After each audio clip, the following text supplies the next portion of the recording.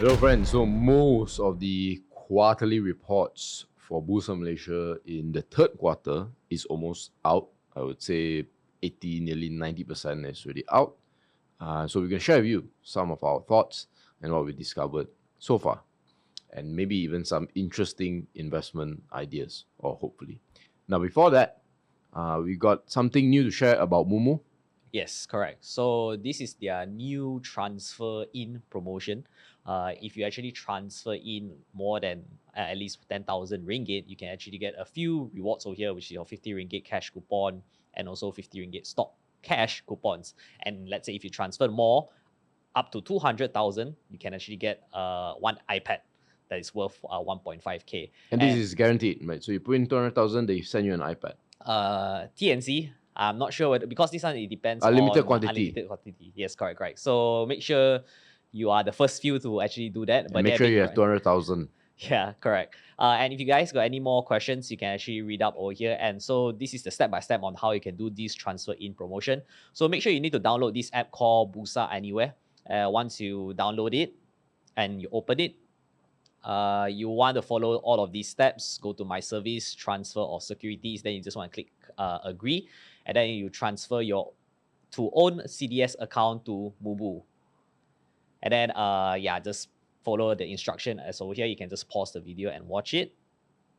And then you will receive an email about this where your transfer or securities are pending. And then I think once it approved, they also will let you know. So this is actually a very, very simple step if you want to transfer in and also get in the rewards. And on top of that, if you are a new user, you also can get 100 ringgit cash reward just by depositing 1,000 ringgit in Mumu. And if that's not enough for you, there's also an additional 40 ringgit for you if you actually key in our code FIRE24. And make sure to use our referral link, which will be in the description and comments down below. And let's say if you guys got any like cash either that you want to set aside, you can get a 5% per annum guaranteed return. But I believe this 5% right now is around 4.3% last we saw, because the US just cut their interest rate. So if you want to get a 4.3%, per annum, you can actually store it in cash plus and earn that interest. So yeah, back to the video. There's about 878 companies that reported already, and about half of them reported a drop in profit growth year on year. No surprises, because this is because of the forex exchange that we talked about a few days ago or last week. And about 30% of these companies actually reported loss making. Only a small amount of them reported forex losses, that which resulted them to make losses, and 20% paid dividends. But 80% of that 20% paid more than usual dividends, right? 80% of the 20% they paid before December 2024. That's yes, right. Correct. Which is a big change Yes, exactly. from last year. Correct. Later we show you what are the companies that they are paying before December 2024. Okay, so we have, I think we did a short video on Lysac Yes. on top. So that's the largest one. And then we have Jasa Kita, which is a company that we should have kept following. We followed for about a year, the starting of this year, but we didn't keep track, and we've missed out. And that's about 9%. MSC, BHIC, Sarawak Plantation, and LBI Cap are the top, the 6 companies that outperform EPF. Yes, and all of this is just based on one quarter. Yes. Yeah. Too busy to find stock ideas? Check out Fire Pro to shortcut your research time and effort by 90%. 10% off link in the comments and description. Okay, just now MJ also got mentioned about 80% paid before January 2025 or before the year end. And the reason is obviously it's very obvious. They want to like not pay the 2% dividend tax. Tax. But if you are curious what are the companies, this is the long list. Make sure to just zoom in a little bit to see, because there's just so many names. Okay, sector-wise, you can see that a few sectors that we did mention in our previous video, which is our predictions on the third quarter 2024 quarterly reports. You can tell the name already, plantation. It's one of them that we did construction as well. Emphasize that, yeah. Construction also surprisingly did well, but it's not as good as healthcare and also plantation. Now, healthcare one, this one, I was quite surprised. I didn't even realize that it was bumping up. Probably it's have to do with the hospital Yeah, claims that is actually yeah, hospital bills that is actually increasing, that's because right. recently I think the news It's also a did 20 to reported that 70% medical insurance yeah, premiums insurance increase. Yeah, premium also is like increasing. So why it's increasing probably also is because it's coming from the hospital. The cost of the hospital is yeah. actually Another increasing. one that we missed by nature of how we invest is the financial services. Yes, financial services and also utilities as well. Okay, what that's not mentioned over here also, some other sectors that did well was some of the counters in the oil and gas, some of the counters in poultry, and also e-invoicing. We're not going to cover through, but these are basically the whole list for the oil and gas, for the poultry, and also for the e-invoicing. Not all of these counters did perform well, but some, like for example, the e-invoicing one, the auto count, your YGL, and also IFCA, MSC, that one also did very, very well. After they actually open up their capital allocation framework. Yeah, and you can just go through the list and see which are the top performers. I think the interesting surprise here would be oil and gas, because we all thought that, with Trump being elected, that oil prices would fall, and so Yeah. it'd be negative on Yeah, oil. I think that will be happening probably in 2025. Not Correct. so soon. You're right. That won't happen, but I'm surprised that because the market is usually ahead, right? Right. Probably because they are looking at recent quarterlies first. They're Yeah, pricing in that. yeah. So correct. So that means the Malaysian investors really, like, they care less about. Now, Yeah. whether they should care more or care less, I don't know, but Yeah. they certainly don't Correct. They are care not. or unaware about Trump's policies. Probably they are not too long term. They are all Yeah, like short termism. that's right, So that's they are right. just pricing in all of these quarterlies. And what's interesting that 3 companies actually went up 40% in just 5 days. Two of these truck companies will return reports on. Yes. So there's Potasco, Genetec, and also Coraza over here. And we will go through a little bit on some of these companies or what we find interesting about them. That's right. So number one, the 4 companies that we're going to be sharing is Notion's guidance. This is very interesting. Yeah. This was so very, very positive. I've never, I haven't seen too many companies giving strong guidance and hints about how they're going to grow their top line or their revenue. Well, that's one. Then the second one would be like at the rate that Notion is saying, which is 20-25%. Now, that's phenomenal numbers, right? Yes, exactly. And normally they wouldn't give public guidance because obviously it is actually I'm not sure whether is it legal or illegal, but the SE advised the companies to not give any projection or any forecast, but Notion is doing it. Yeah, I mean, we are, just to quote, we are optimistic about achieving sustainable growth, targeting a robust 20-25% increase in revenue for 2025. Look, sustainable means you can do it for a long time. Yes.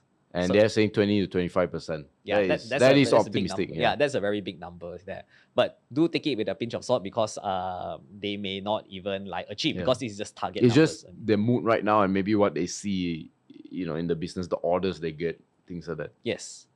Okay, so this one was previously in their first quarter of 2024, if I can remember correctly.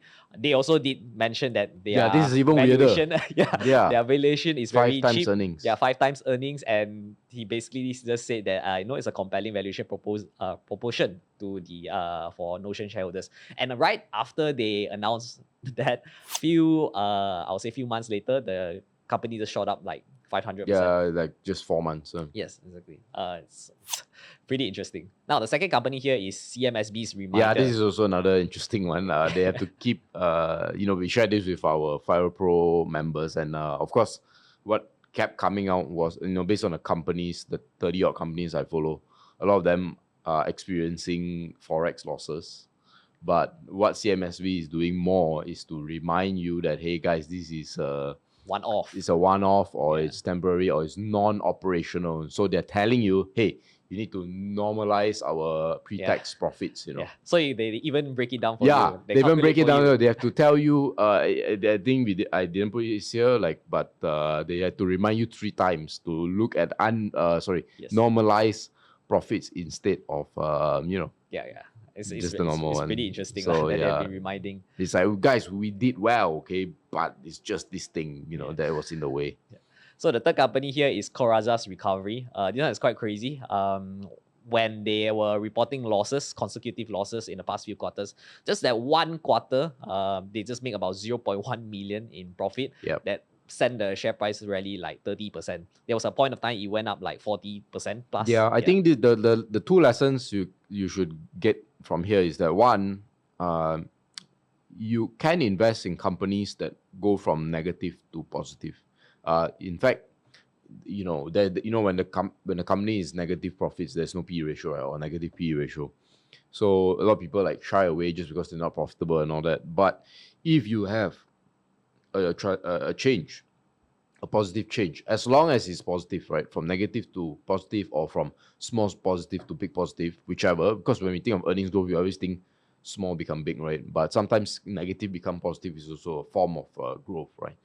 That can be attractive. So whenever you do your screens or whenever someone shows you financials and when you see losses over the past 2 or 3 quarters, that shouldn't immediately cause you to say no. It just should cause you to investigate, like, why is it causing. But the second thing is, it's only 1 quarter, and you need to know why there is that profit. That is the most important. Once you know why, then you can know whether it's sustainable. Yes. In Coraza's case right now, if it's just 1 quarter, then you getting into the stock now would be quite disadvantageous. But if this is a trend that is sustainable for at least 6 to 12 months, which is about 4 quarters, 2 to 4 quarters or more, then it's something you can look at more positively. Yeah, and also this is a quarter that they also reported loss in forex. So the fact that they can still make profit and also forex loss, So yeah. like CMSB, you have to normalize the earnings. Yes, exactly. Okay, the last one here, genetics reporting. So this one is very interesting also because they stopped reporting their usual financial year end, and they did emphasize that they are changing their the financial year end, and this make their numbers look kind of good. For the temporary. Because you cannot compare with the previous years. Yes, exactly. So we were unable. I mean, we can come up with the figures.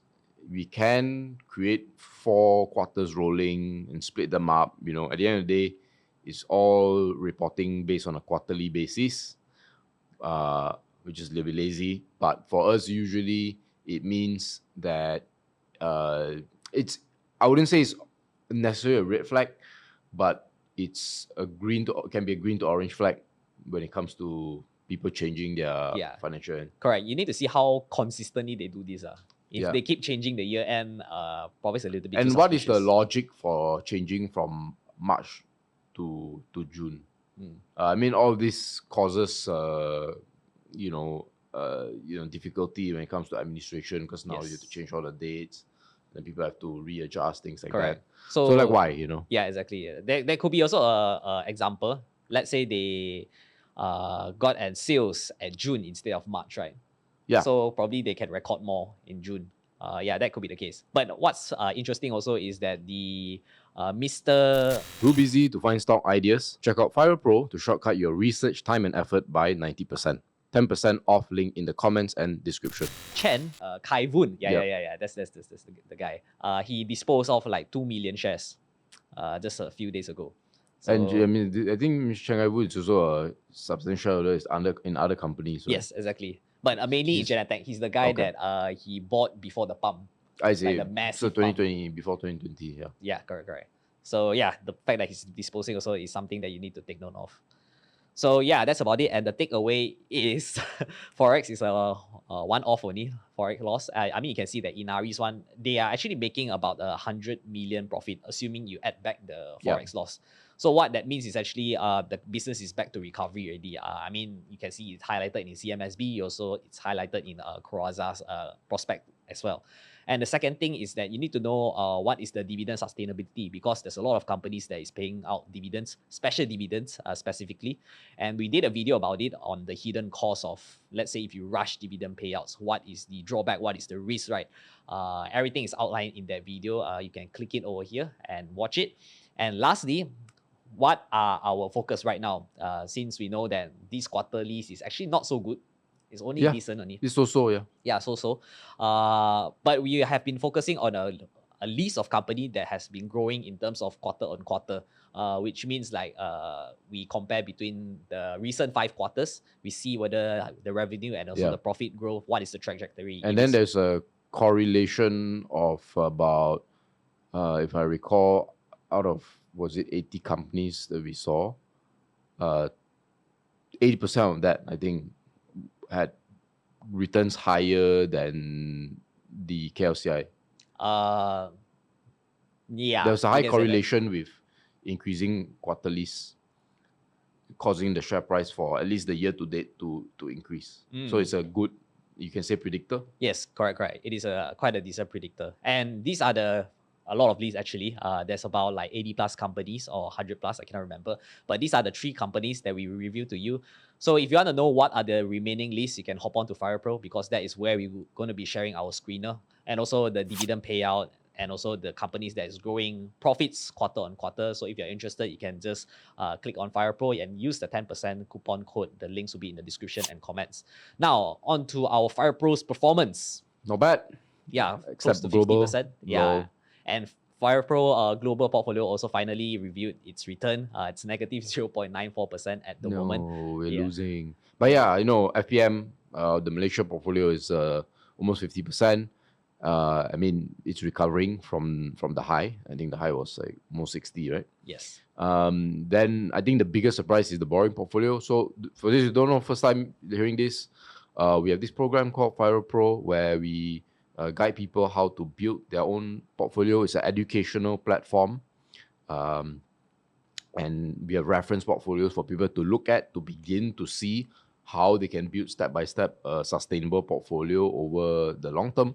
The 3 options are Malaysia, global, which is FPM, FBG, and then we have borrowing. So Malaysia is Malaysia, global is global. Borrowing portfolio would be more dividend based, passive income kind of stock portfolio. So if you are interested in more chillax kind of portfolio, then the borrowing portfolio is for you. So then the names and the companies inside the portfolio, we do write-ups on them that educate you on the company so that increases your confidence in your decisions. And more importantly, it actually shortcuts your research journey, because we're all pretty busy people. I know you guys are all busy, have your own jobs or your business to run, but you still want to invest. And so how do you actually find something that can help you shortcut that journey? Fire Pro is the program. Yes. So if you want to get a taste, you can actually check out our free sample on how we do our write-ups. It'll be in the description and so comments. And if you guys got any question, actually, you can just actually leave a comment down below or just email us at hello@fire.co, and we will answer your questions over there. And see you guys in the next video.